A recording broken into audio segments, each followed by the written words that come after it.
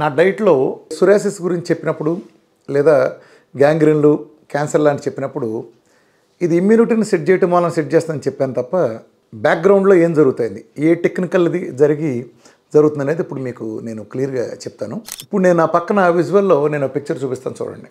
ఇది ఒక psoriasis case, చాలా కాలం నుంచి క్రానిక్ సోరియాసిస్తో బాధపడుతున్న కేసు. చర్మం చూడండి ఏ రకంగా పాడై ఉందో మీరు గమనించవచ్చు.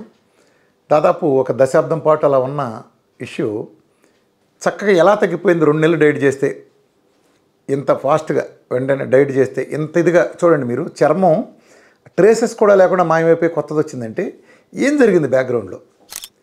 ఏం జరిగిందంటే మన శరీరంలో కొన్ని కోట్ల కొద్ది సెల్స్ ఉంటాయి, కోటాను సెల్స్. ఇది ప్రతిరోజు పుట్టడం చనిపోవటం ఇదంతా చాలా కామన్, ఒక రీసైకిల్. ఈ చైర్లో ఒకటి లేచిపోతే ఇంకోటి కూర్చుంటుంది. ఇట్లా ఇప్పుడు నేను మీతో మాట్లాడుతున్న సమయంలో కూడా కొన్ని కోట్ల సెల్స్ నాలో చనిపోయి కొత్త సెల్స్ పుడుతుంది. ఇది ఒక నిరంతర ప్రాసెస్, ఎందుకంటే body is made up of cells.